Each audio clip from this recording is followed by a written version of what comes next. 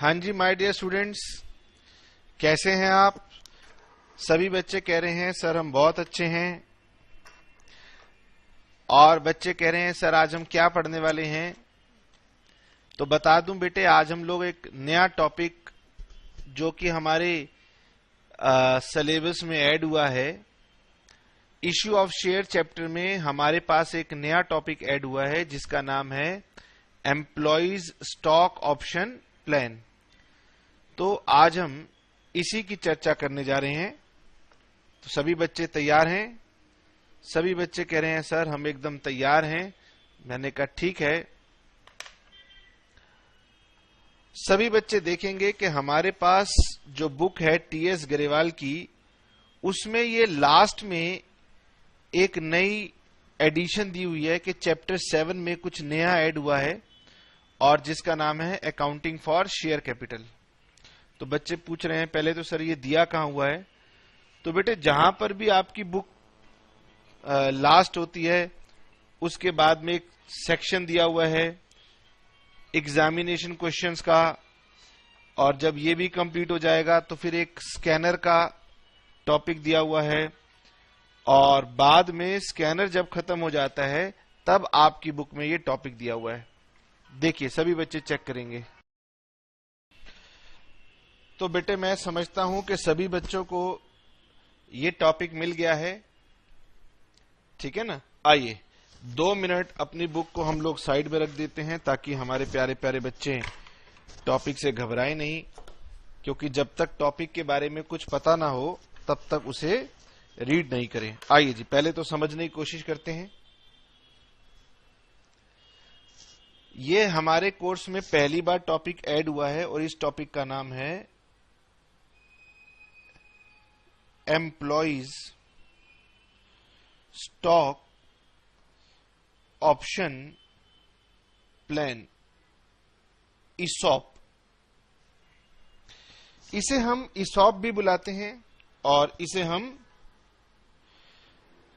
Sweet equity shares भी बुलाते हैं।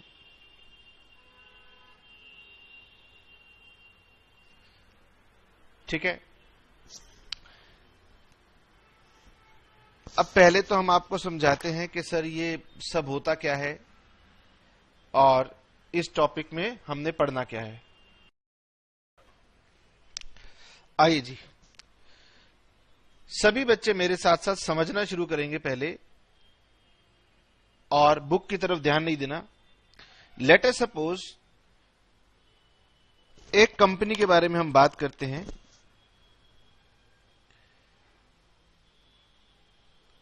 क्योंकि शेयर्स जो है ना वो सिर्फ कंपनी ही इशू करती है।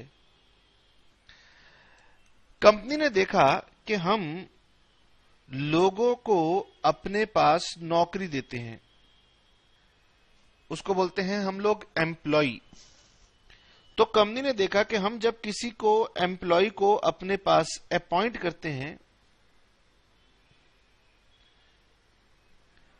हम उस एम्प्लॉय को सिखाते हैं कि काम कैसे करना चाहिए, हम उसे ट्रेन करते हैं,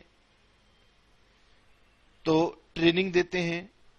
ट्रेनिंग देने के बाद वो एम्प्लॉय जब हमारे काम करने के लिए तैयार हो जाता है तो एक दूसरी कंपनी हमारे इस एम्प्लॉय को ऑफर दे देती है कि छोड़ो, पुरानी कंपनी को छोड़ो और हमारे पास ज्वाइन कर लो। और एम्प्लॉय बहुत होशियार है, एम्प्लॉय कहते हैं कि चलो ठीक है, अगर मुझे यहां पर एक्स्ट्रा सैलरी मिलती है तो क्यों ना मैं इस नई कंपनी को ज्वाइन कर लूं। यानी कि आप सभी बच्चे समझ सकते हैं कि कंपनी अगर अपने एम्प्लॉय को अपॉइंट करे तो वो बिल्कुल नया है, अभी उसे काम करने की ज्यादा समझ नहीं है, उसे ट्रेनिंग दे, और जब वो अपना काम समझने लग जाए तो फिर उसके बाद में वो दूसरी कंपनी में चला जाए तो इस कंपनी को कैसा लगेगा? बताइए जी, इस कंपनी को कैसा लगेगा? बुरा लगेगा कि नहीं लगेगा? लेकिन सर ये कंपनी कर भी क्या सकती है? तो इस कंपनी ने सोचा कि क्या किया जाए जिससे कि हम अपने एम्प्लॉयज को दूसरी कंपनी के पास जाने से रोक सकें। तो ऐसे में कंपनी के मन में आया कि क्यों ना हम लोग एम्प्लॉयज को एक ऑप्शन दे दें। ठीक है, ऑप्शन का मतलब होता है कि कंपनी ने आपको विकल्प दिया। हिंदी में बोलते हैं विकल्प। विकल्प का मतलब समझते हो, इंग्लिश में ऑप्शन बोलते हैं। कंपनी ने सोचा कि हम अपने एम्प्लॉय को एक ऑप्शन देते हैं कि अगर आप हमारे पास, लेट अस सपोज एग्जांपल के तौर पर, 3 साल तक कंटिन्यूअस मेरे पास जॉब करोगे, तो इस 3 साल तक काम करने के बदले में मैं यहां पर आपको एक बेनिफिट प्रोवाइड कर देती हूं। एम्प्लॉय ने पूछा क्या बेनिफिट दोगे? कंपनी ने बोला देखो, हम आपको अपनी ही कंपनी का शेयर, जो मान लीजिए हमारी कंपनी का शेयर आज मार्केट में लेट अस सपोज 60 रुपीस का है, आज बाजार में जाके चेक करो तो हमारे शेयर की वैल्यू है 60 रुपीस, और हम आपको ऑप्शन दे रहे हैं कि आप चाहो तो हमसे यही कंपनी का शेयर परचेज कर लो। कितने रुपए में? सिर्फ और सिर्फ 45 रुपए में। और साथ ही साथ आपको ये ऑप्शन दे रहे हैं कि एक शेयर मत खरीदो, हमारे से let us suppose 100 shares purchase कर लो। इसका मतलब ये कि आपको एक शेयर हम 15 रुपए सस्ता दे रहे हैं और हम आपको 100 शेयर दे रहे हैं। तो अगर आप इंटरेस्टेड है तो आप हमसे शेयर ले लीजिए, तो आपको 1500 रुपए का बेनिफिट मिल गया। लेकिन इसके लिए एक कंडीशन है कि हम आपको ये शेयर तभी देंगे जब आप हमारे पास 3 साल तक सर्विस करेंगे। अब इसमें क्या होता है? इसमें होता यह है कि हमने एम्प्लॉय को जब ट्रेनिंग दी तो लेट अस सपोज ट्रेनिंग के 2 साल बीत गए। अब 2 साल बीतने के बाद दूसरी कंपनी इसको ऑफर देती है कि आप मेरे पास ज्वाइन कर लीजिए। अब ऐसे में ना ये वाला एम्प्लॉय कहता है कि देखो, कंपनी ने मुझे एक ऑप्शन दिया हुआ था। क्या ऑप्शन दिया था? कि अगर आप 3 साल तक काम करोगे तो हम आपको ये बेनिफिट देंगे। ये कह रहा है कि मुझे 2 साल हुए हैं। अब अगर ये नई कंपनी की ऑफर लेना चाहे तो इसके दिमाग में एक शंका आती है कि भाई 2 साल तो मैं काम कर ही चुका हूं, क्यों ना 1 साल और काम कर लूं, ये वाला फायदा ले लूं और फिर इस कंपनी के पास चला जाऊं। तो कंपनी इसे 1 साल तक रोक लेगी। और बेटे ये वाली कंपनी 1 साल तक वेट थोड़ी ना करेगी, वो भी किसी ना किसी एम्प्लॉय को अपॉइंट करेगी, वो वेट नहीं करेगी 1 साल तक। तो इस तरह से कंपनी ने बहुत चालाकी से अपने एम्प्लॉयज को एक ऑफर दिया, एक सपना दिखाया। मैं सपना नहीं, सच्चाई कहूंगा कि एक सच्चाई दी कि अगर आप हमारे साथ जुड़े रहते हैं तो हम आपको एक बेनिफिट देंगे। और जब ये 3 साल पूरे हो जाएंगे तो कंपनी एक नया सपना दे देगी, एक नया बेनिफिट दे देगी। इस तरह से कंपनी अपने एम्प्लॉयज को अपने पास रोक कर रखती है। ठीक है, इसी को हम बोलते हैं एम्प्लॉयज स्टॉक ऑप्शन प्लान। तो रफली थोड़ा थोड़ा आपको बात समझ में आई। इसमें होता क्या है? इसमें कंपनी जो है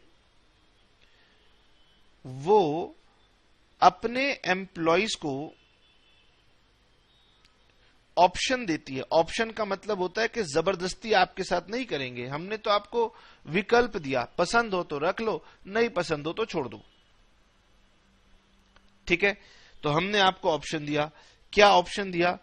कि कंपनी का शेयर मार्केट में, अब मैं वैल्यू चेंज कर देता हूं, मान लीजिए कंपनी का शेयर मार्केट में 75 रुपए का है, हम आपको ऑफर कर रहे हैं यही शेयर लेट सपोज 40 रुपीज में, तो आपको 35 रुपीज पर शेयर का बेनिफिट हो जाएगा। ठीक है ना?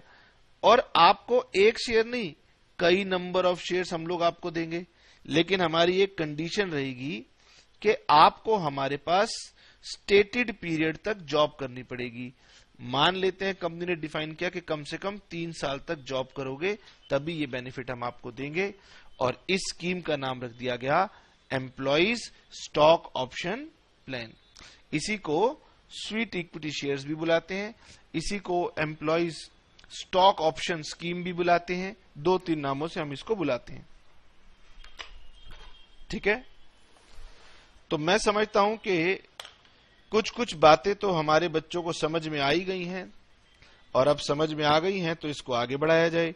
इसकी कुछ थ्योरेटिकल बातें बच्चों से डिस्कस कर ली जाए और फिर इसका प्रैक्टिकल भी डिस्कस किया जाए। बताइए सभी बच्चे, थोड़ा थोड़ा बात समझ में आ गई? Yes sir. देखिए जी, पहले कुछ थ्योरेटिकल बातें हम सभी बच्चे समझ लेते हैं। हमारी बुक ने लिखा है व्हाट इज ईसॉप और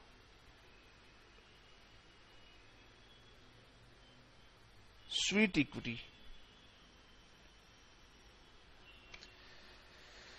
ये भी तो बेटे एक तरीके के शेयर्स की ऑप्शन है। तो बुक कह रही है कि ईसॉप का मतलब क्या है, समझिए। ईसॉप मींस,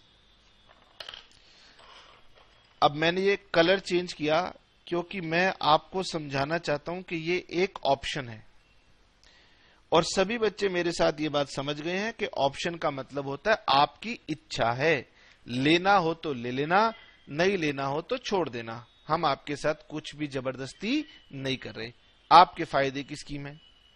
ठीक, this is option granted by the company. ये आपको दे कौन रहा है? कंपनी दे रही है। ठीक है, किसको दे रही है बताइए? To its directors. जो कंपनी को चलाने वाले लोग हैं वो भी ना चले जाएं, उनको भी ऑप्शन देंगे, और जो कंपनी में काम करने वाले एम्प्लॉइज हैं उन्हें भी देंगे, इन दोनों को देंगे। सर ये ऑप्शन क्या है? ऑप्शन है टू सब्सक्राइब। खरीद लो। क्या खरीद लो? शेयर्स। और ये शेयर्स भी खरीदना एट अ प्राइस, ऐसे दाम पर खरीदना which is lower than the market price.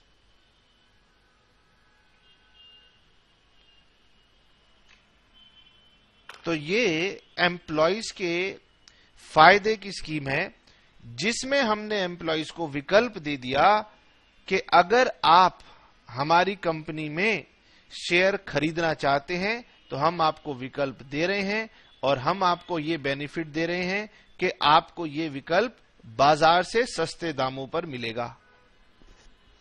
ठीक है, अच्छा जी, ये जो हमने लिखा था ऑप्शन, इसको दोबारा लिख देते हैं। इट इज ऑप्शन या फिर राइट। राइट का मतलब होता है अधिकार। ये आपका विकल्प है या ये आपका अधिकार रहेगा। ठीक है, जो कि आपको कंपनी दे रही है, granted by the company.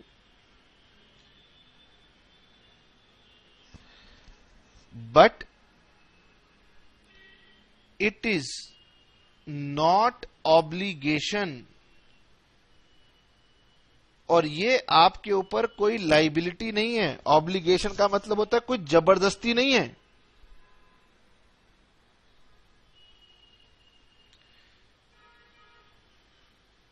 Employees के ऊपर कोई जबरदस्ती नहीं है टू सब्सक्राइब। पसंद हो तो लो, नहीं पसंद हो तो छोड़ दो। ठीक है, अब आपको तय करना है कि आपके पास पैसे हैं, आपको लगता है कंपनी अच्छा करेगी भविष्य में, कंपनी के शेयर लेने हैं नहीं लेने हैं, ये सब अब आपको अधिकार दिया है। ठीक है ना, कुछ जबरदस्ती आपके साथ नहीं की। ये बात तो समझ में आ गई सर, एम्प्लॉइज स्टॉक ऑप्शन होता क्या है। लेकिन सर क्या कंपनी के मन में कुछ भी आएगा तो कंपनी कुछ भी करती रहेगी क्या? तो हमारा लॉ कहता है नहीं भाई, कंपनी ऐसे कैसे कर सकती है। इसके लिए कुछ कंडीशंस कंपनी को फॉलो करनी पड़ती हैं। तो कंडीशंस कौन कौन सी फॉलोड करनी पड़ती हैं? Conditions to be followed.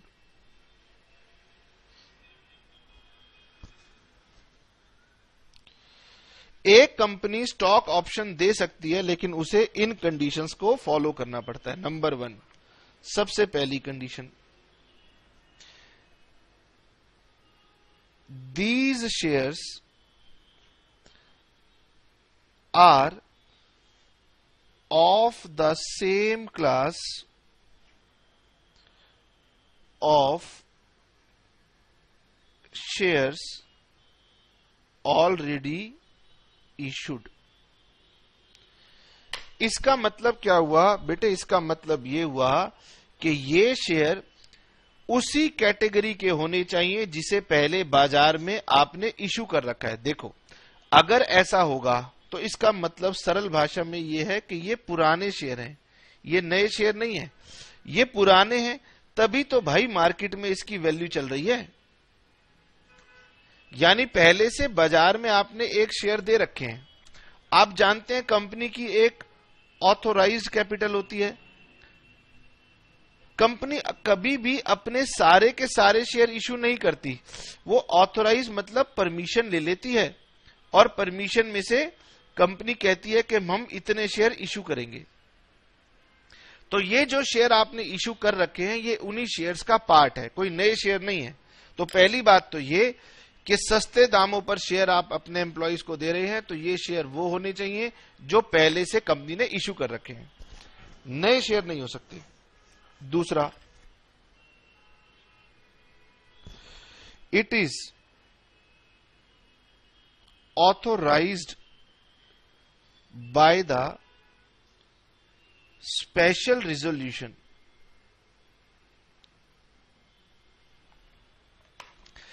Company में जब भी कोई काम करना हो तो कंपनी के मालिक होते हैं कंपनी के शेयर होल्डर्स। तो कंपनी के शेयर होल्डर से आपको ना पूछना पड़ता है कि क्या हम अपने एम्प्लॉइज को ये दे दें, क्योंकि कंपनी चलाते हैं डायरेक्टर और उसके मालिक होते हैं उसके शेयर होल्डर। तो बेटे क्या करना पड़ता है, डायरेक्टरों ने उठा के बाजार में घोषणा कर दी कि हम अपने आप को सस्ते शेयर दे रहे हैं, क्योंकि इसमें डायरेक्टर का नाम भी लिखा हुआ है। अब अपने आप को तो आप सस्ते शेयर दोगे ही, तो डायरेक्टर से कहा गया, लॉ ने कहा कि भाई आप अपनी मन से कुछ भी नहीं करोगे, आपको जाके शेयर होल्डर से पूछना पड़ेगा। और स्पेशल रिजोल्यूशन का मतलब यह होता है कि अगर हमारे पास 100 शेयर होल्डर हैं तो कम से कम 75% या उससे ज्यादा लोग इसके लिए यस बोलेंगे। समझ में? आप अपनी मर्जी से काम मत करना, ठीक है। और हमारे देश में ना एक संस्था है जो कंपनीज को रेगुलेट करती है, वरना कंपनी वाले बड़े बदमाश होते हैं। ये कंपनी वाले जो होते हैं ना, ये इनोसेंट पब्लिक का पैसा कहीं खा ना जाए, इसीलिए हमारे देश में एक संस्था बना रखी है सरकार ने जिसे बोलते हैं सेबी। तो these shares are to be issued, these shares are to be issued in accordance with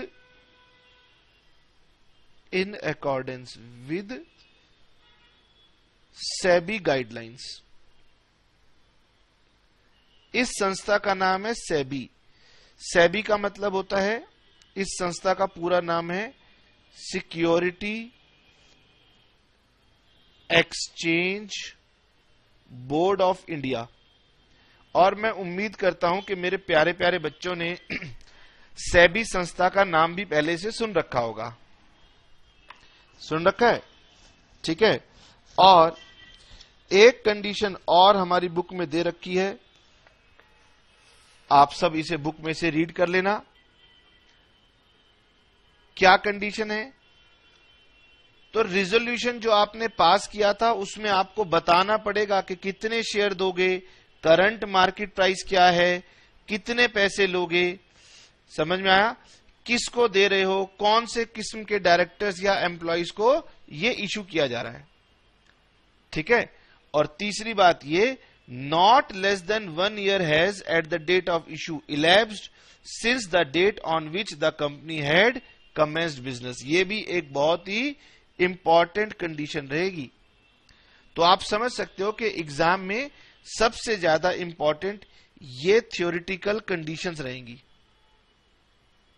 यानी एग्जाम में वो आपसे पूछ लेगा 3 नंबर और 4 नंबर के क्वेश्चन के अंदर कि बताओ अगर company stock option scheme issue करना चाहती है तो कंपनी को कौन सी कंडीशंस फॉलो करनी पड़ेंगी।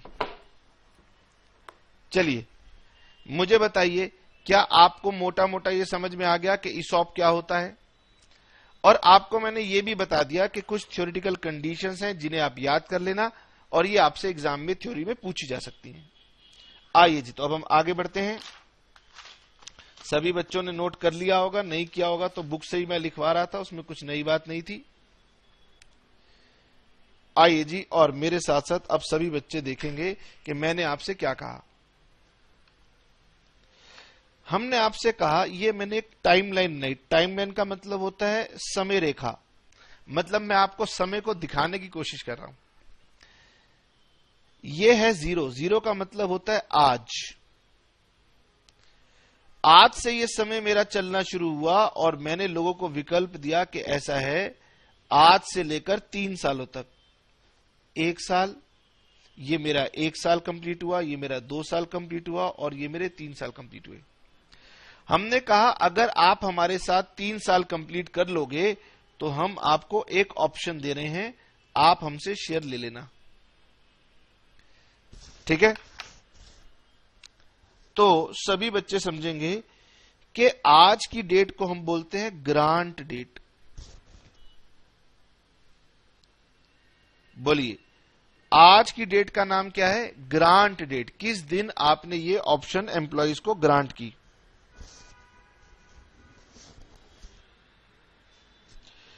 और इस दिन इसको बोलते हैं vesting date. It is called vesting date. और ये जो 3 सालों का पीरियड है इसे हम नाम देते हैं वेस्टिंग पीरियड। थोड़े से टेक्निकल नाम है। जिस दिन आपने लोगों को विकल्प दिया उसका नाम है ग्रांट डेट। जितने समय तक के लिए विकल्प दिया हुआ है कि भाई 3 साल तक नौकरी करनी होगी उसको बोलते हैं वेस्टिंग पीरियड। और जब ये पीरियड खत्म हो जाएगा तो जो आखिरी डेट होगी ना, जिसकी डेट के बाद आपको अधिकार पूरा हो जाएगा, उसे हम बोलते हैं वेस्टिंग डेट। अब सुनिए, मैंने एम्प्लॉय से कहा था कि मैं आपको 100 शेयर दूंगा और मैंने ये कहा था कि मार्केट में मेरा शेयर 75 का है लेकिन मैं 40 रुपीज पे आपको दूंगा, तो भाई 35 रुपए का एक शेयर पे आपका फायदा है। ये तो है मार्केट वैल्यू। ये कहलाता है मेरा ऑफर प्राइस। मैंने कितने पे ऑफर दिया।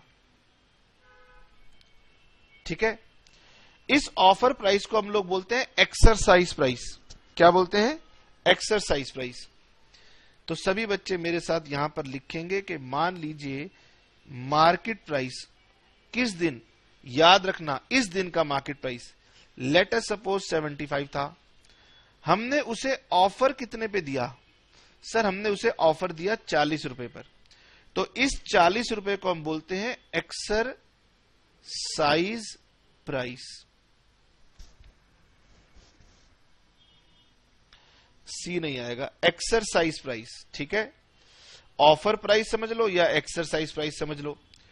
अब एम्प्लॉय कह रहा है कि देखो 35 रुपए का बेनिफिट है और 100 शेयर हैं, तो ये 3500 रुपए हो गए। ये एम्प्लॉय को बेनिफिट है। लेकिन एम्प्लॉय को पैसे कितने देने हैं? 100 शेयर्स पर 40 रुपए। एम्प्लॉय कहता है कि तो ये पैसे क्या मैं आपको आज ही दे दूं क्या? बोलो। 75 रुपए का शेयर है, हम आपको 40 रुपए में ऑफर कर रहे हैं और आपको विकल्प दिया कि 100 शेयर आप ले लीजिए, तो आपको कंपनी को 40 × 100 4,000 रुपए भी तो देने होंगे। एम्प्लॉय कह रहे देने होंगे, तो एम्प्लॉय ने कहा कि मुझे थोड़ा समय भी तो दो पैसे लाकर देने का, तो हमने उसको पैसा लाने के लिए थोड़ा सा समय दे दिया। इस समय को बोलते हैं एक्सरसाइज पीरियड। ठीक है जी, इसे बोलते हैं एक्सरसाइज पीरियड। तो ये सारी की सारी बातें हम आपके साथ किया करेंगे। ठीक है, आइए जी मैं इस समय रेखा को दोबारा बनाता हूं।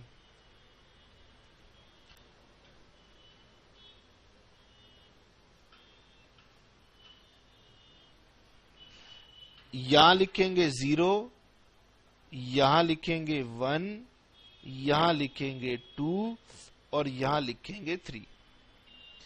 ये मेरी बोलो ग्रांट डेट, ये मेरी वेस्टिंग डेट और 3 साल मेरा वेस्टिंग पीरियड।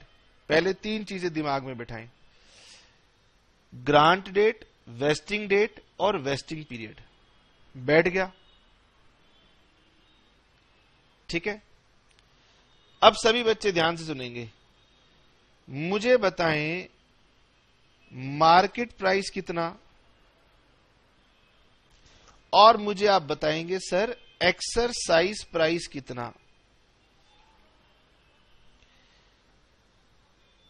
ठीक है जी, ये अमाउंट कितना आया, सबसे पहले तो क्वेश्चन में ये चेक करेंगे। ठीक है, ये एक शेयर कितना सस्ता हमने आपको देना है, ये वो आया। अब इसे मल्टीप्लाई करोगे, कितने एम्प्लॉइज थे, और इसे मल्टीप्लाई करोगे कितने शेयर्स आपने ऑफर किए हैं, तब आपके पास ये अमाउंट निकल के आएगा कि ये टोटल कंपनी के ऊपर क्या भार पड़ने वाला है, ये मैं निकालूंगा। और मैं अब आपको क्वेश्चन के साथ दिखाऊंगा ताकि बच्चे घबराएं ना। आइए जी, मेरी बुक में तो ये 4 पेजेस दिए गए हैं और इन 4 पेजेस के सबसे लास्ट में ना 2 अनसॉल्व्ड क्वेश्चन दिए गए हैं। तो पहले मैं आपको अनसॉल्व्ड क्वेश्चंस की मदद से समझाऊंगा। हाँ जी, टीएस ग्रेवाल, और मैंने आपको बताया स्कैनर के पीछे A1 2 3 4, ए मतलब अपेंडिक्स के 4 पेज जोड़े गए हैं और चौथे पेज पे ये 2 क्वेश्चन दिए गए हैं। यहां लिखा है ब्लू लेगून लिमिटेड, मतलब ये कंपनी का नाम है, कंपनी का नाम है blue lagoon limited. Granted options to its 200 employees. पहले तो देखो कंपनी के पास कितने एम्प्लॉइज हैं, 200 एम्प्लॉइज हैं। टू सब्सक्राइब 200 इक्विटी शेयर्स, और कंपनी ने उनसे कहा कि आप हमसे कितने शेयर ले सकते हैं, 200 इक्विटी शेयर्स। ठीक है, ऑफ ₹10 ईच। ये 10 मेरे काम का नहीं है, मेरे काम का है कि उसका बाजार में प्राइस क्या है। आफ्टर 4 इयर्स, तो मेरा वेस्टिंग पीरियड 4 साल का है। फ्रॉम द ग्रांट डेट, और ग्रांट डेट आप समझते हो आज के दिन जब हम ऑफर दे रहे हैं उसे बोलते हैं ग्रांट डेट। तो ब्लू लेगून लिमिटेड के पास 200 एम्प्लॉइज हैं और उन्होंने कहा कि हम आपको 200 शेयर देंगे, शर्त यह है कि 4 साल के बाद देंगे। Market price of a share is 110 रुपए, whereas offer price is 80 rupees, और all the 200 employees exercise the option paying 80 per share by the exercise date. आइए जी, सबसे पहली बात जो मैंने आपको बताई उस बात को समझने की कोशिश करते हैं। तो एक्सरसाइज 1 के अंदर पहले बताओ टोटल कॉस्ट टू कंपनी क्या पड़ने वाली है। सर ये क्या मतलब हुआ, टोटल कॉस्ट टू कंपनी क्या पड़ने वाली है? अरे भाई, जब कंपनी आपको कुछ ऑफर कर रही है तो उस ऑफर का कंपनी के ऊपर कुछ लागत, कुछ भार आएगा कि नहीं आएगा? बोलो सर कैसे निकालें। देखो, मुझे ये बताइए कि कंपनी का मार्केट प्राइस कितना है और कंपनी ने आपको ऑफर कितने की दी है, ऑफर प्राइस कितना है। ये ऊपर मैं इसी बात को दोबारा रिपीट कर रहा हूं और नीचे फिगर डालूंगा ताकि आपको बातें समझ में आए। बाजार में शेयर लेने जाओगे तो 110 रुपए का है, कंपनी ने कहा हम आपको 80 रुपीज में देंगे, तो ये 30 रुपीज लॉस हुआ। क्या कंपनी को ये लॉस इतना 30 रुपीज हुआ? नहीं सर, कंपनी ने कितने एम्प्लॉइज को ये ऑफर दी और साथ ही साथ कितने number of shares each employ को ऑफर दी। एम्प्लॉय को शॉर्ट फॉर्म में मैंने ई लिख दिया, कैपिटल ई और स्मॉल ई, समझ गए? इसका मतलब 30 रुपए का कंपनी को नुकसान हो रहा है और कंपनी कह रही है कि हम अपने 200 एम्प्लॉइज को ये फायदा देंगे और हर एम्प्लॉय से कहेंगे कि आप हमारे पास कितने शेयर खरीद सकते हो? 200 शेयर। अब ये दोनों फिगर सेम है, लेकिन आप समझो ये मेरे नंबर ऑफ एम्प्लॉइज हैं, कितने लोगों को कंपनी ने ऑफर दिया, और ये मेरा है कितने नंबर ऑफ शेयर्स, एक एम्प्लॉय को कितने शेयर देने का हमने वायदा किया है? 200 शेयर। तो बताओ कंपनी को कुल लॉस कितना होगा? आइए जी, सभी बच्चे मेरे कैलकुलेटर पे ध्यान देंगे। आपको कैलकुलेटर अलाउड नहीं है मुझे पता है, लेकिन मैं आपको दिखाना चाहता हूं कि मैं क्या कह रहा हूं। 30 रुपए का नुकसान होगा। बोलो ये 30 रुपए कैसे आए? 110 माइनस 80 और 200 एम्प्लॉइज और हर एम्प्लॉय को 200 शेयर, यानी आपको लॉस हुआ कितने का? 12 लाख रुपए का।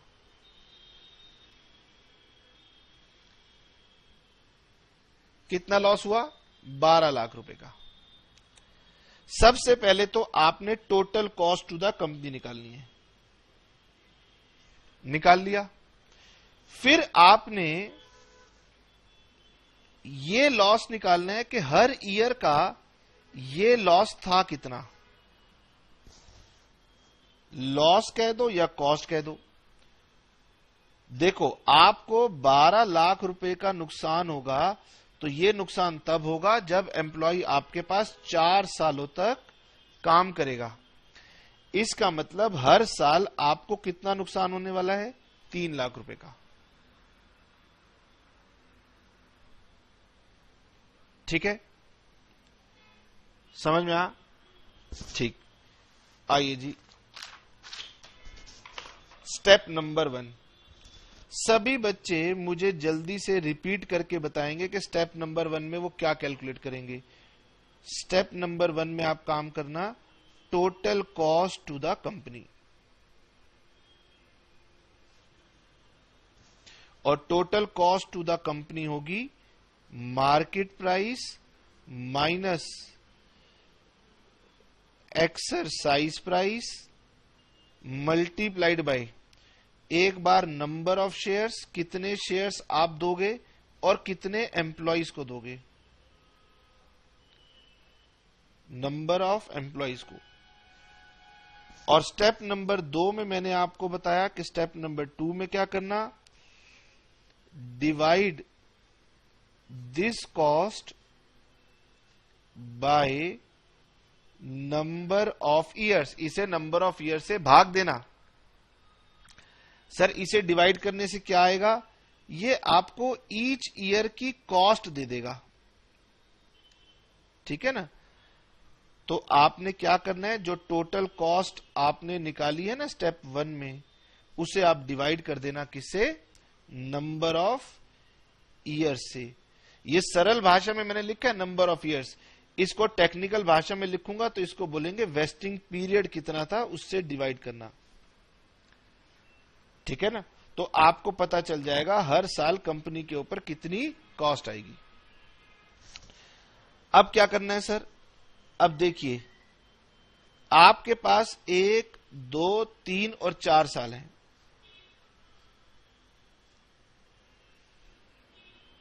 सभी बच्चे यहां तक नोट करके सभी बच्चे रेडी हो जाएंगे मेरी बात समझने के लिए। लिख लिया? ठीक है। ये बताइए आपको 4 सालों में, स्टेप नंबर 1 में कहा कि 4 सालों में टोटल लॉस कितना होने वाला है? 12 लाख का। तो हमारी अकाउंटिंग तो हर साल चलती है, तो मैंने इसको डिवाइड किया। बताओ इस साल का लॉस कितना, 3 लाख, इस साल का लॉस कितना, 3 लाख, इस साल का कितना, 3 लाख, इस साल का कितना, 3 लाख। यानी कि हर साल आपको 3 लाख की कॉस्ट को बुक करना है। हर साल 3 लाख की कॉस्ट को बुक करना है। तो every year eight the end of the year, देखो मैंने लिखा ये 0 है और ये 1 है, तो पहला साल जब खत्म होगा तब एंड ऑफ द ईयर में आपको इस वाली कॉस्ट को बुक करना है। ठीक है, और इसकी एंट्री होगी employees compensation expense account debit.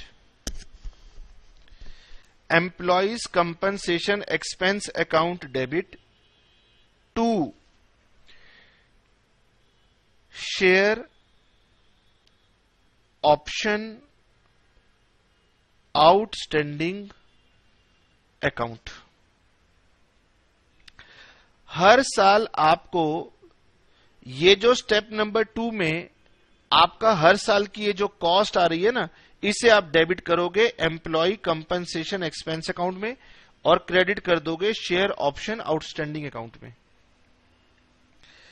अब सवाल ये उठा बच्चे के मन में कि सर इसको एम्प्लॉय कंपनसेशन एक्सपेंस का नाम क्यों दिया गया? क्योंकि बेटे ये एम्प्लॉयज की ही कॉस्ट का पार्ट है। मैं एम्प्लॉयज को सैलरी देता हूं और साथ में ये वाला फायदा भी मैं अपने एम्प्लॉयज को देने जा रहा हूं, तो ये अल्टीमेटली क्या हो गया, ये कंपनी के ऊपर एक एम्प्लॉयज की कॉस्ट ही तो है। समझ में आ? अब आप क्या करते हो, आप ना सिंपल लैंग्वेज में एम्प्लॉयज को जब कोई बेनिफिट देते हो ना, आप उसका नाम लिख देते हो सैलरी। बोलो। लेकिन अब आप जानते हो कि हमारे कंपनीज एक्ट में नया शेड्यूल है, शेड्यूल 3। तो शेड्यूल 3 कहता है कि भाई इसके नाम को आप रख दो employ compensation expense account debit.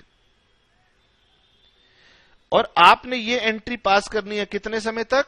जितना भी आपका वेस्टिंग पीरियड है। तो मेरे क्वेश्चन में वेस्टिंग पीरियड 4 साल का है, तो आइए हम 4 साल की एंट्री पास करते हैं।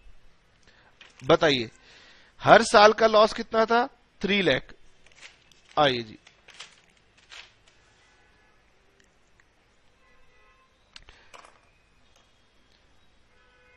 एक्सरसाइज क्वेश्चन नंबर 1 बताइए जी,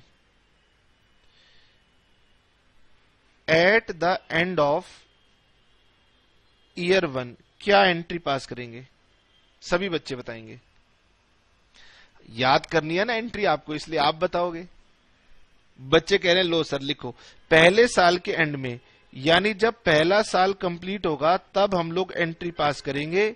और इसमें क्योंकि डेट गिवन नहीं है तो मैं फर्स्ट ईयर एंड लिख देता हूं। एम्प्लॉइज, जल्दी बोलो, employees compensation expense account debit to share option outstanding being, यहां लिखेंगे बीइंग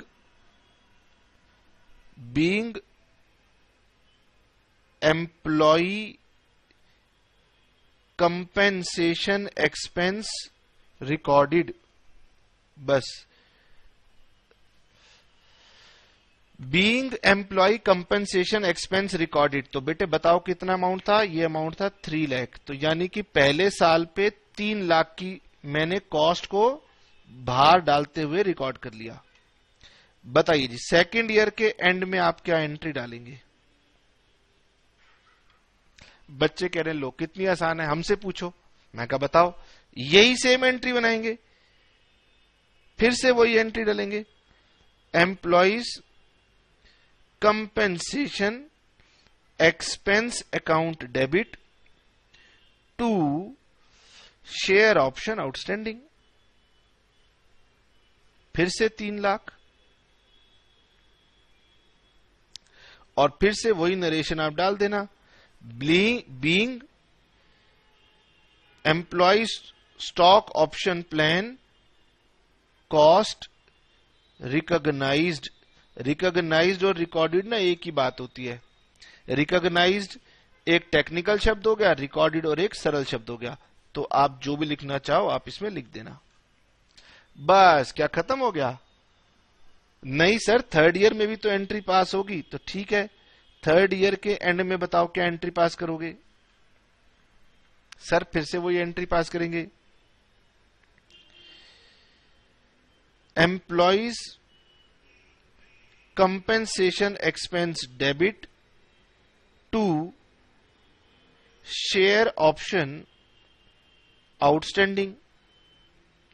ये हुआ 3 लाख और ये हुआ 3 लाख, और फिर से वही नरेशन हमने डाल देनी है।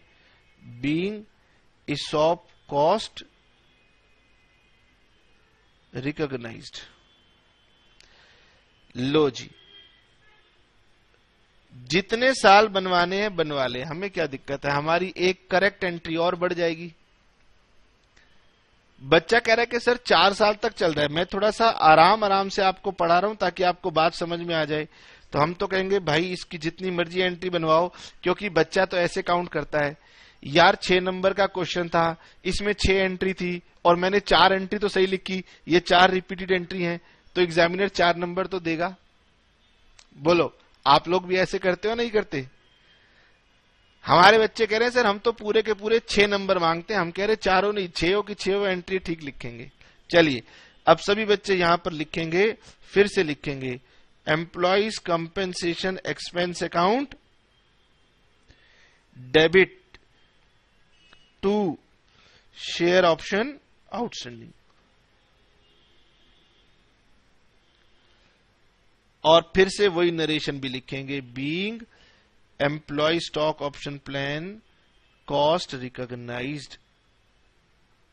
लीजिए,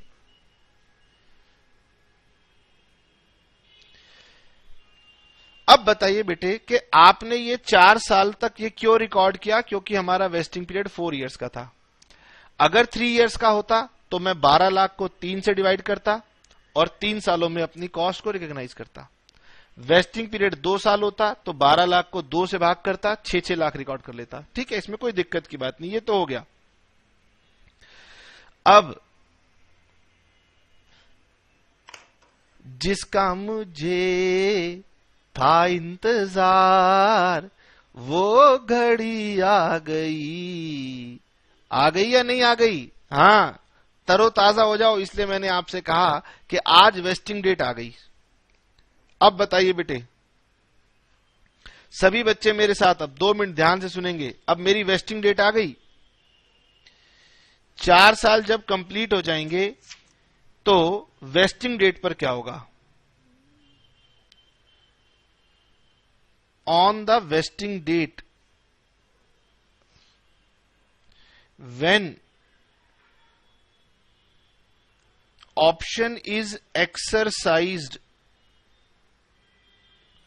by the employees। तो भाई आज वो घड़ी आ गई जिसका एम्प्लॉइज को इंतजार था कि खूब 4 साल हमसे मेहनत करवाई है, अब हमारा दिन है, अब लाओ हमें बेनिफिट दो। अब सभी बच्चे मेरे साथ यहां पर ध्यान से सुनेंगे। मुझे बताओ आपका शेयर था कितने का? सर शेयर की मार्केट प्राइस तो थी 110 रुपए। कंपनी ने ऑफर कितने पर दे रखी थी? 80 रुपीज के ऊपर। याद आ रहा है? हाँ जी सर, 80 रुपीज। इसका मतलब ये आज वो दिन आ गया कि आप मुझे 80 रुपए दे दो। कंपनी कह रही है हमें 80 रुपीज दे दो और 110 रुपए का मुझसे शेयर ले लो। 110 रुपए का शेयर ले लो और कितने पैसे दे दो? सिर्फ और सिर्फ 80 रुपीज। तो पहले 80 रुपीज दो। सभी बच्चे यहां लिखेंगे। बताओ कंपनी के पॉइंट ऑफ व्यू से सोच के बताओ, कंपनी को मनी मिलेगा? तो कंपनी को मनी मिलेगा तो एंट्री हो जाएगी बैंक अकाउंट डेबिट। ठीक है, बैंक अकाउंट डेबिट। और कंपनी बदले में आपको 110 रुपए का शेयर देगी।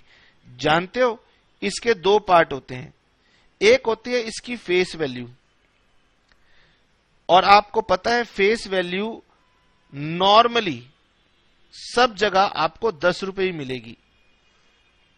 यानी बाजार में अगर शेयर 110 रुपए का है तो उसका ओरिजिनल प्राइस 10 रुपए है, और उसका एक्स्ट्रा प्राइस, इसे बोलते हैं प्रीमियम, ये प्रीमियम हो गया, बैलेंसिंग फिगर 100 रुपए का प्रीमियम हो गया।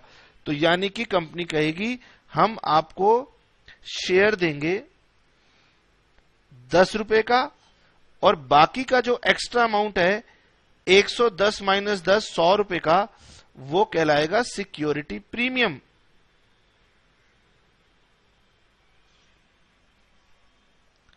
बताइए, 110 रुपए की हम आपको चीज दे रहे हैं और बदले में आपसे सिर्फ 80 रुपीज ले रहे हैं, तो सर ये तो डेबिट और क्रेडिट मैच ही नहीं किया, इसमें 30 रुपीज का नुकसान भी तो है। और कंपनी कह रही है तो उसका तो हम लोग पहले से ही तैयारी करते हुए चल रहे थे ना, यही शेयर ऑप्शन आउटस्टैंडिंग, ये यहां पर डेबिट कर दो।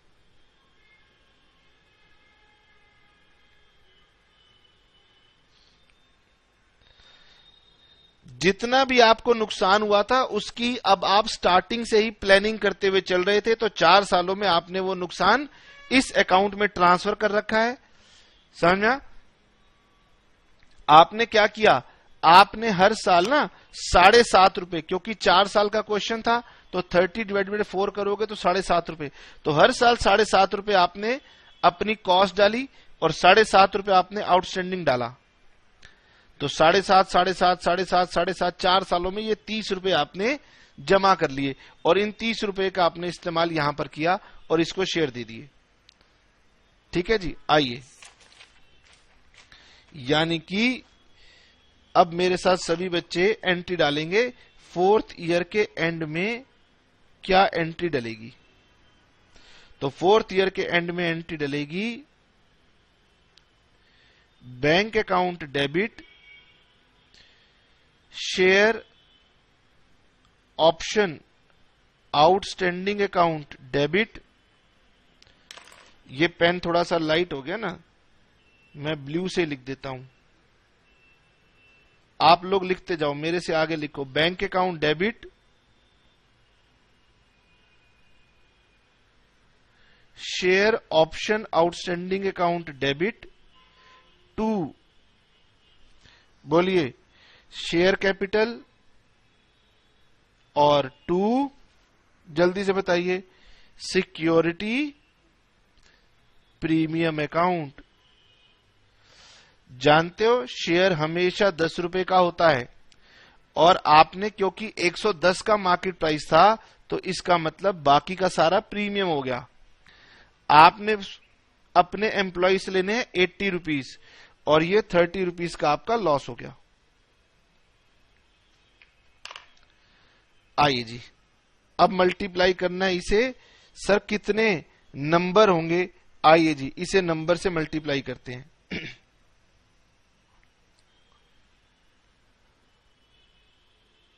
नंबर ऑफ शेयर्स, कितने नंबर ऑफ शेयर्स होंगे? नंबर ऑफ एम्प्लॉइज इनटू में number of shares offered to each employee, ये आपके टोटल नंबर ऑफ शेयर्स बनेंगे। तो आपने 200 एम्प्लॉइज को कहा था कि हर एम्प्लॉय को हम 200 शेयर देंगे, तो जानते हो ये कितना हो गया? 2 2 जा 4, यानी कि 40,000।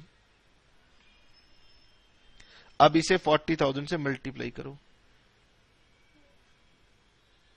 40,000 से मल्टीप्लाई करो, 40,000 से मल्टीप्लाई करो, और 40,000 से मल्टीप्लाई करो।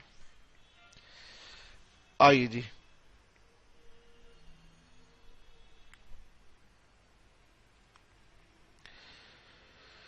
$40,000 इंटू 80 रुपीज, ये आया 32 लाख।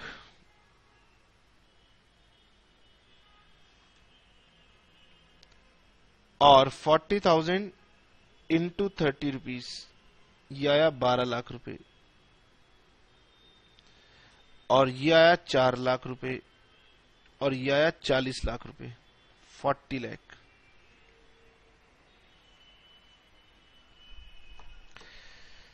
लीजिए, अब बच्चा कह रहा है सर ये थोड़ा सा टेक्निकल था। कोई टेक्निकल नहीं था, जैसे ही हम इसके 3 से 4 क्वेश्चन बनाएंगे आपको ये समझ में आ जाएगा। मैं फिर भी इसकी समरी बनवाता हूं, रुकिए। हाँ, हमारा तो काम है ना कि बच्चों को बिल्कुल कंफर्टेबल करना है, तो इसलिए कोई दिक्कत की बात नहीं है। देखिए आपने क्या किया, कुछ भी नहीं किया, इतना सिंपल था, कहने की बात ही नहीं है। थोड़ा सा नया था, 1-2 बार का समय लगेगा, आप बिल्कुल सब समझ जाएंगे।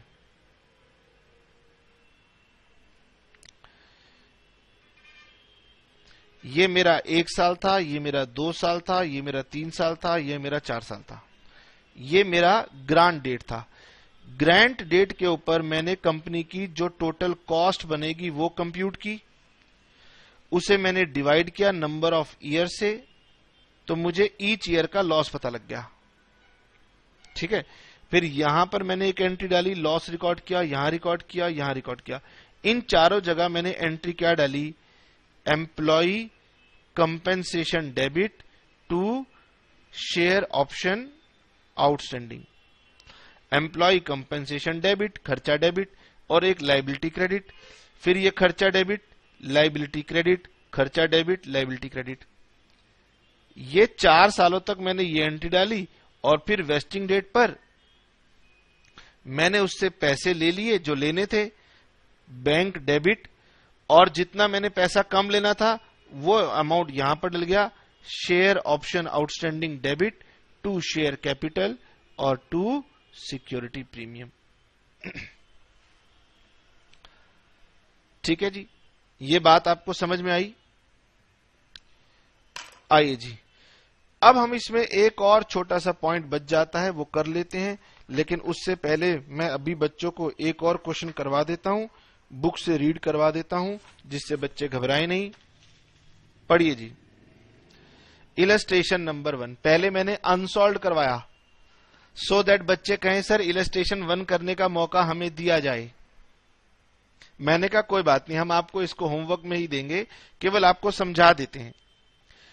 Good life limited grants option to use, नहीं, option to its 500 employees to subscribe 300 shares each of ₹10 within 180 days from the end of the vesting period of 3 years. Fair market value of share is 65, whereas price at which it is offered is 50 rupees. लो जी, सभी बच्चे मेरे साथ साथ diagram को दोबारा समझने की कोशिश करेंगे। मैंने आपको बताया था इलस्ट्रेशन 1 3 सालों के लिए बात कर रही है, तो ये 0 है, ये 1 है, ये 2 है और ये 3 है। तो कंपनी कह रही है कि हमारा बाजार में मार्केट प्राइस है शेयर का 65 रुपीज, हम आपको ऑफर कर रहे हैं कितने पर, 50 रुपए पर। तो एक शेयर पे कंपनी को 15 रुपए का नुकसान है, और कंपनी कह रही है कि हमारे पास कुल मिला के 500 एम्प्लॉय हैं, और हम हर एम्प्लॉय को शेयर ऑफर कर रहे हैं 300। ये बात तो सभी बच्चों को समझ में आई? ठीक है, ये निकाल लेते हैं अभी क्या लॉस आया। कंपनी कह रही है 1 साल, 2 साल और 3 साल, ये जब पूरी हो जाएंगी तो ये आपकी वो दिन है जिस दिन आपको अधिकार मिल जाएगा कि आप आके हमसे कहो कि कंपनी हमारे शेयर दे दो। तो कंपनी कह रही है कि अब आपको पैसा इकट्ठा करने के लिए भी तो समय चाहिए, तो हमने आपको 180 दिन का समय दिया। 180 दिन तक, सभी बच्चे ध्यान सुनना, 180 दिन तक पैसे इकट्ठे करके जब मन हो हमारे पास आ जाना और हमसे अपने शेयर ले लेना। मैंने पहले भी डायग्राम में ये बनाया था, देखो मैंने कहा था ना कि यहां पर डेट आ जाएगी तो फिर कुछ समय भी तो दोगे। ये थोड़ी कि अगला इंसान अगर एम्प्लॉय अगले दिन आ गया तो आप बोलोगे भाई कल क्यों नहीं आया था, तो एक समय दिया जाता है। जैसे बेटे आपका अगर घर में मोबाइल का बिल आता है तो कभी बिल को पढ़ा है? उस पर लिखा होता है कि अगले 15 दिन के अंदर जब मर्जी आके इसको जमा कर देना, उसके बाद मत करना वरना फाइन ले लेंगे। जैसे उसकी ड्यू डेट होती है ऐसे इसकी भी ये ड्यू डेट है। 180 दिन के अंदर अंदर जब मर्जी आके आप हमसे ले लेना। सर बताइए कितना नुकसान हुआ? आइए जी, 15 रुपए का नुकसान हुआ। हर एम्प्लॉय को 300 शेयर देंगे और 500 एम्प्लॉय हैं, यानी ये नुकसान हुआ 22,50,000। ये लो जी, ये कंपनी को टोटल इसकी लागत पड़ेगी 22,50,000। लेकिन कंपनी ने ये वायदा किया है 3 साल काम करने के बाद, तो भाई 1 साल की कॉस्ट बनेगी डिवाइडेड बाय 3, 7,50,000। यानी 7,50,000 पहले साल की कॉस्ट है, 7,50,000 दूसरे साल की कॉस्ट है, 7,50,000 तीसरे साल की कॉस्ट है। बोलिए जी, फटाफट सभी बच्चे बताएं कि पहले साल के एंड में मेरी क्या एंट्री पास होगी। शॉर्ट फॉर्म में बता रहा हूं, employ compensation expense debit to share option outstanding 7.5 lakh, यही होगी। यही एंट्री मैं दूसरे साल भी पास करूंगा, यही एंट्री मैं तीसरे साल भी पास करूंगा। ये मैंने ऐसे आपको बता दिया कि 3 सालों तक ये सेम एंट्री पास करते रहना, और फिर तीसरे साल को जब एंड कर देंगे तो फिर हमें एक और एंट्री पास करनी पड़ती है जिसमें आप गलती कर सकते हो। वो एंट्री है bank account debit share option outstanding debit. यहां भी गलती नहीं करोगे, यहां भी गलती नहीं करोगे। To share capital to security premium, यहां पर आप गलती कर सकते हो। समझ में आ? अच्छा जी, अब सभी बच्चे देखना, शेयर का प्राइस था 65। कंपनी ने कहा था हम आपको 50 रुपए में ऑफर दे रहे हैं, तो इसका मतलब एम्प्लॉय 50 रुपए देगा और 15 रुपए का कंपनी को नुकसान हुआ। शेयर मैंने बताया था हमेशा 10 रुपए का होगा, और क्योंकि 65 का शेयर दे रहे हो ना, तो मार्केट प्राइस 65 है और फेस वैल्यू 10 रुपए है, तो प्रीमियम हुआ 55 रुपए का। बस ये वो पॉइंट है जहां पर आप गलती कर सकते हो। तो भाई प्रीमियम का अमाउंट होता है market price minus face value, और फेस वैल्यू मैंने आपको बताया कि हमेशा 10 रुपए ही होती है। तो 65 माइनस 10 55 रुपए का प्रीमियम हो गया। अब इसे मल्टीप्लाई करो नंबर ऑफ शेयर से, इन सबको मल्टीप्लाई कर दो नंबर ऑफ शेयर से, और नंबर ऑफ शेयर्स कितने होते हैं? Employees into number of shares.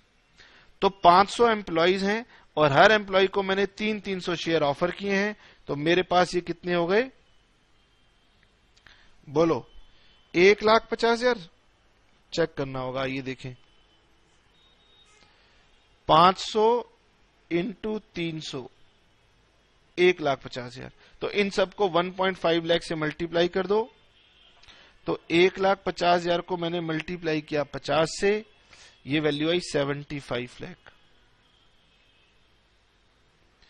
और ये वाली वैल्यू आएगी 22,50,000,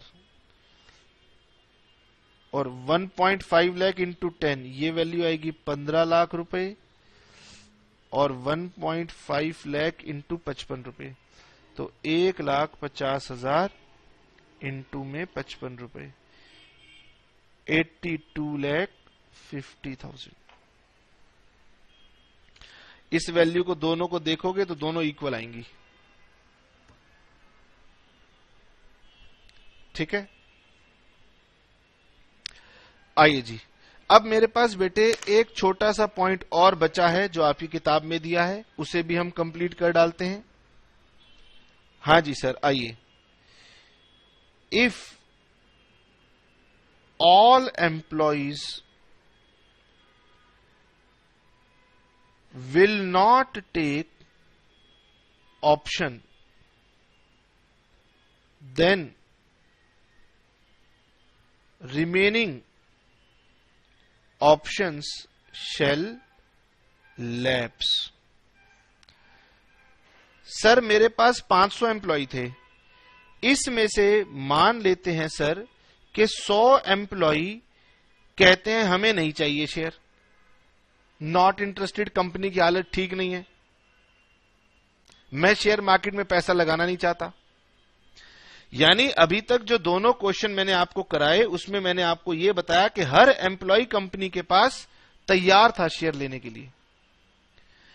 इस क्वेश्चन में अब मैंने एक नई बात जोड़ दी कि यहां पर केवल 400 लोग ही कंपनी के पास शेयर लेने आए और 100 एम्प्लॉयज ने मना कर दिया कि हमें कंपनी के शेयर नहीं चाहिए।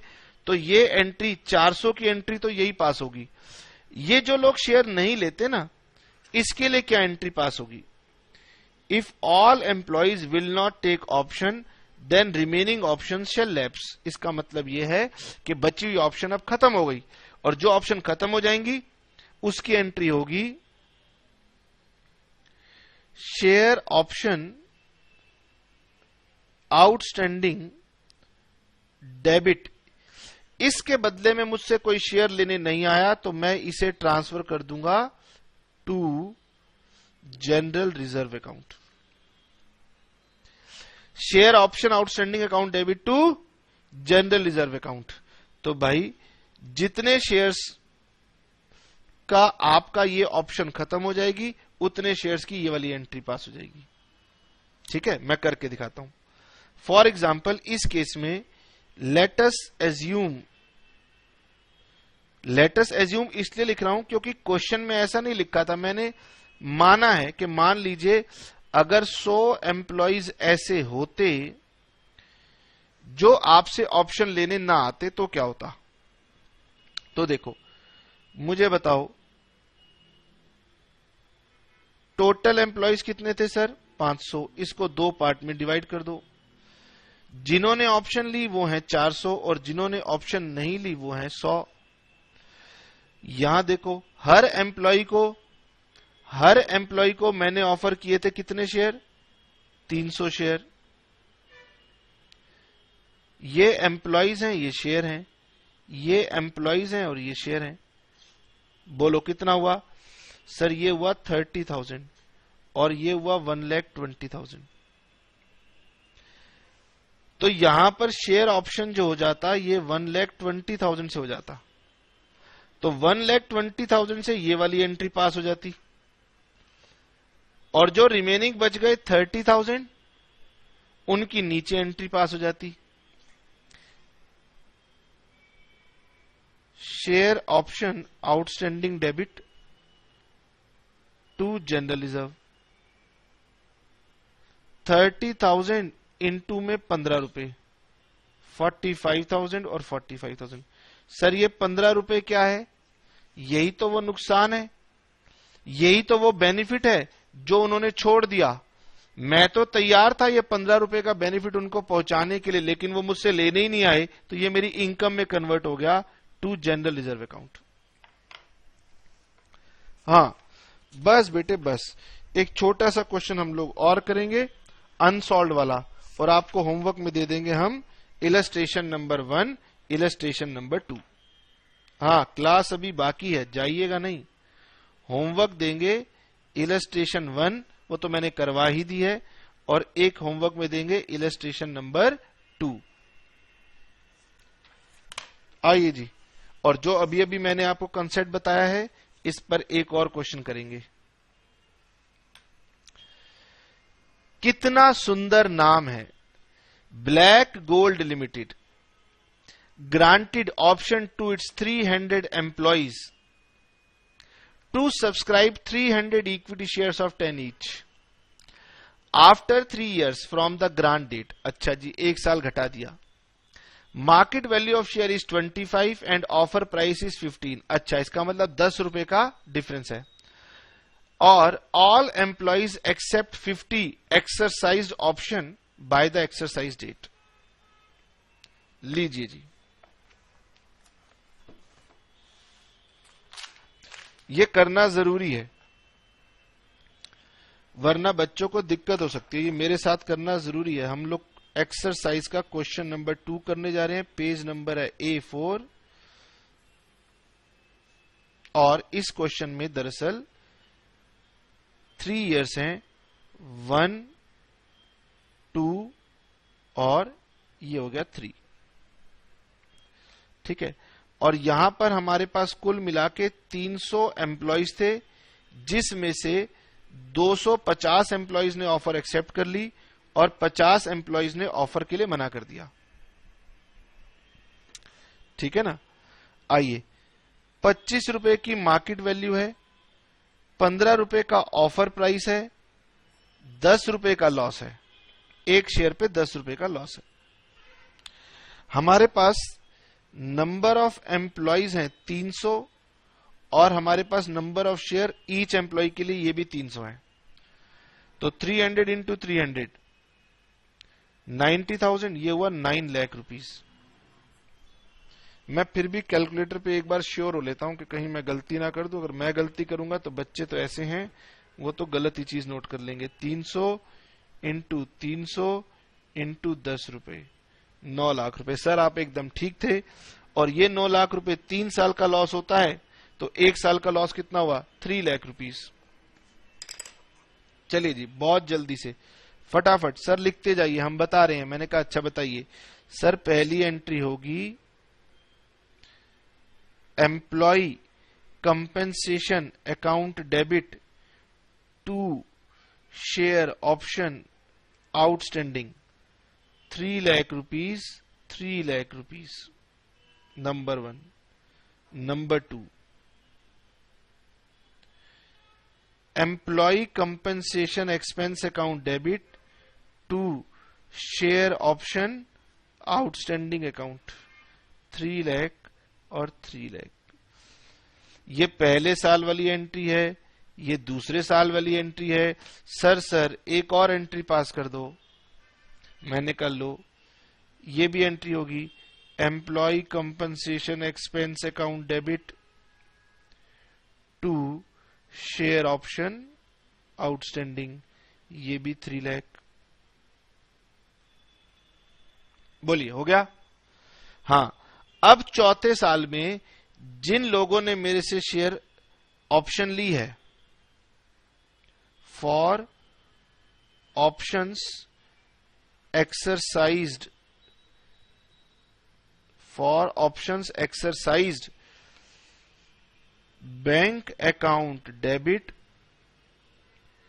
share option outstanding account debit to share capital or to security premium, और for ऑप्शंस लैप्स्ड, जो खत्म हो गई, उसके लिए share option outstanding account debit to general reserve. मैंने आपको समय दिया, यहीं पर वीडियो को रोकिए और एंट्री डालिए। यहीं पर वीडियो को रोकिए और एंट्री डालिए और मुझे बताइए